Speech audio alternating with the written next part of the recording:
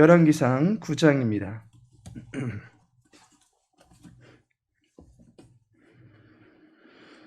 열왕기상 9장 15절에서 22절까지의 말씀입니다. 열왕기상 9장 15절에서 22절까지 함께 읽도록 하겠습니다.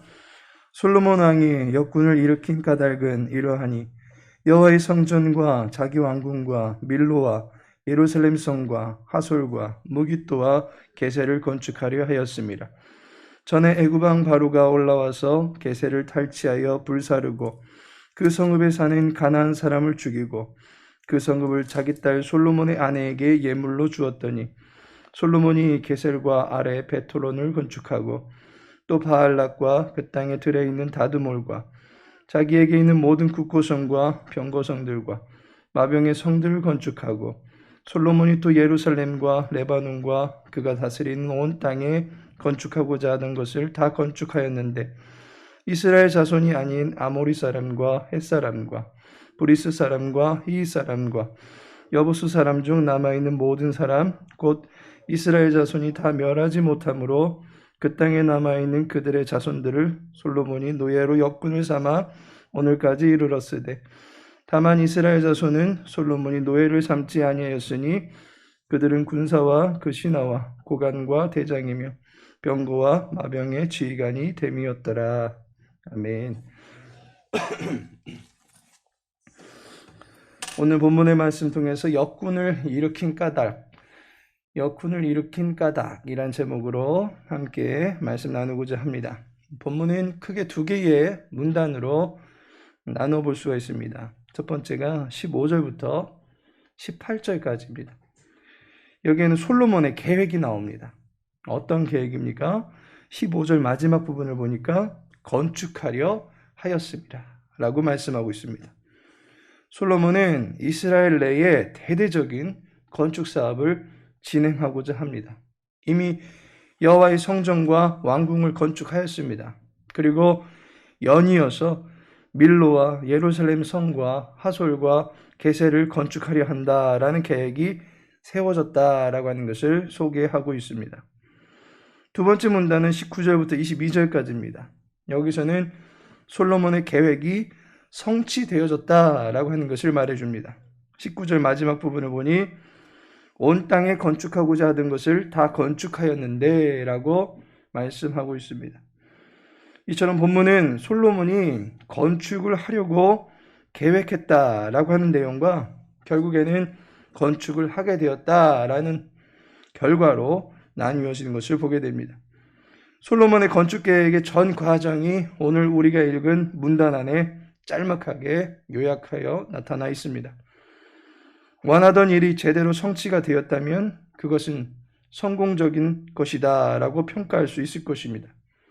그렇다면 과연 솔로몬의 건축 과정의 전 역사도 성공적인 것이다 라고 볼 수 있습니까? 우리는 본문에서 솔로몬의 건축 사역 속에서 미심적인 부분들을 발견할 수가 있습니다.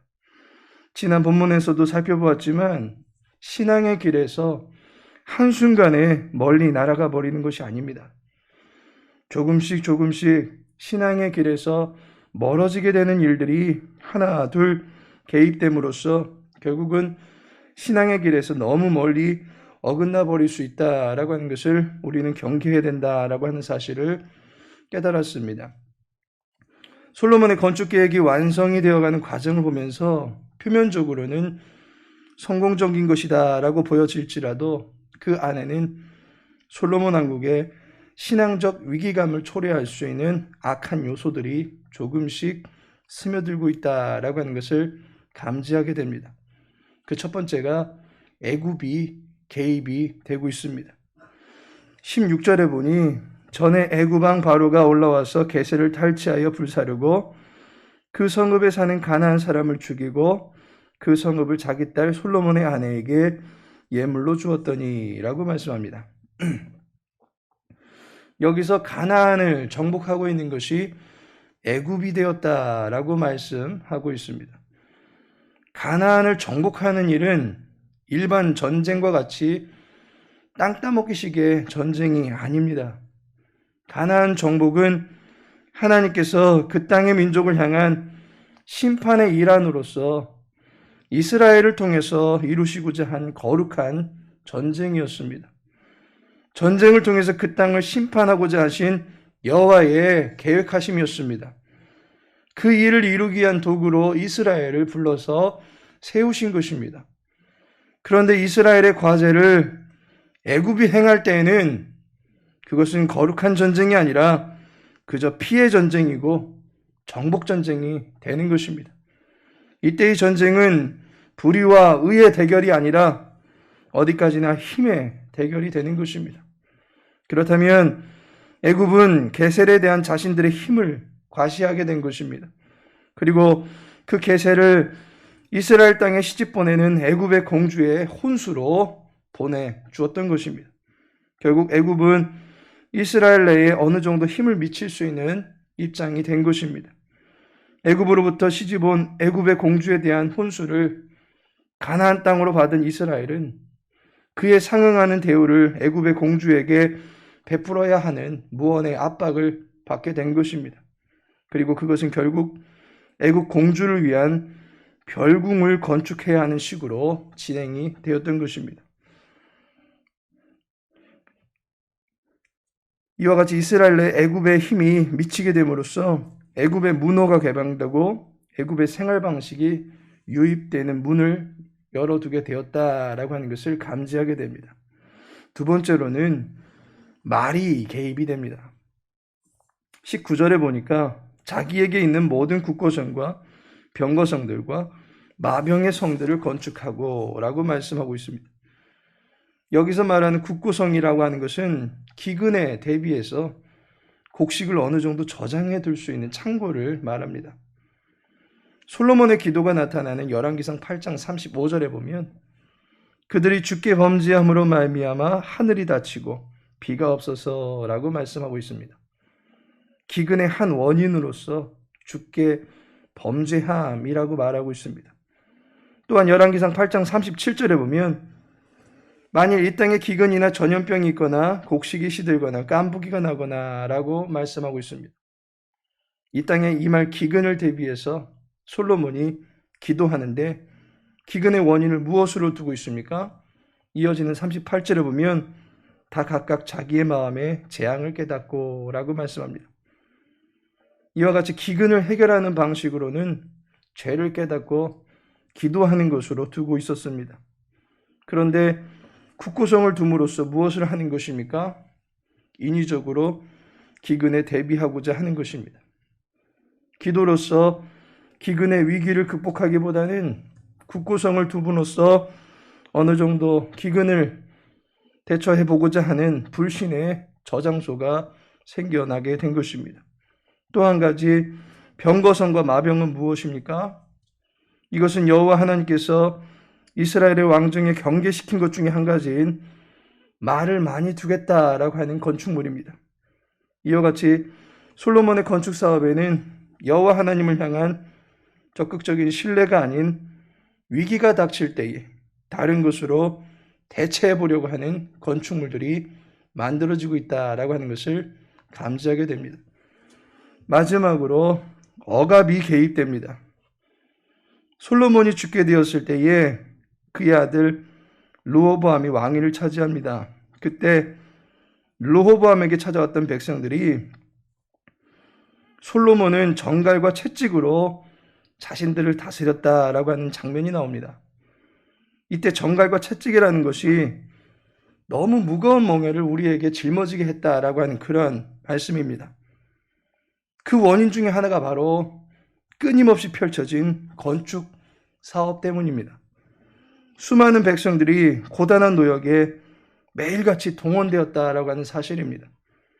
힘든 일은 그 땅의 가나안 거민들에게 시켰다고는 하지만 이스라엘 백성들도 교대로 건축 당번을 정해서 건축 사업에 임하였습니다. 따라서 이스라엘의 전 백성들이 이 고된 건축 사업에 다들 동원되었다라고 하는 것입니다.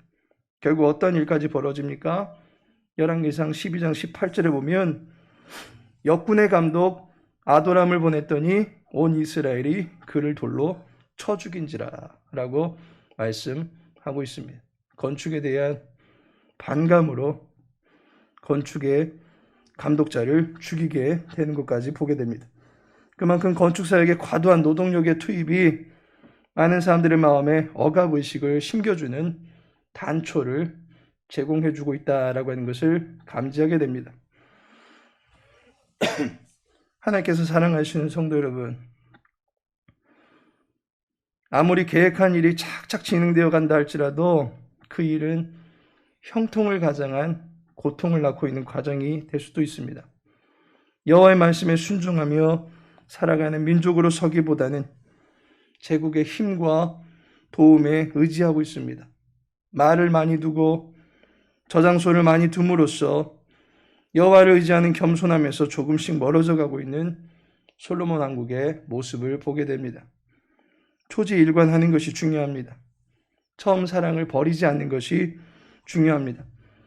나라를 여호와의 지혜와 마음을 살피려고 했던 그 솔로몬 왕국은 점점 변질되어가는 안타까움을 보게 되어집니다. 악인도 형통할 수 있습니다. 형통 자체가 선과 악의 증거가 될 수는 없습니다. 우리의 삶에 나타나는 표면적인 증거가 아닌 여호와의 말씀을 붙들고 여호와를 의지하는 것이 선입니다. 이 선을 붙들고 살아갈 수 있는 주님의 백성들 되시기를 예수님의 이름으로 기도합니다. 아멘. 다 같이 기도하겠습니다. 사랑의 주님, 살아도 주를 위해 살고 죽어도 주를 위해 죽을 수 있는 믿음의 지조가 우리 안에 있기를 원합니다. 주님 사랑하는 마음 더욱더 크게 하시되 먼저 우리를 사랑해 주신 하나님의 마음을 뜨겁게 느낄 수 있도록 도와주옵소서.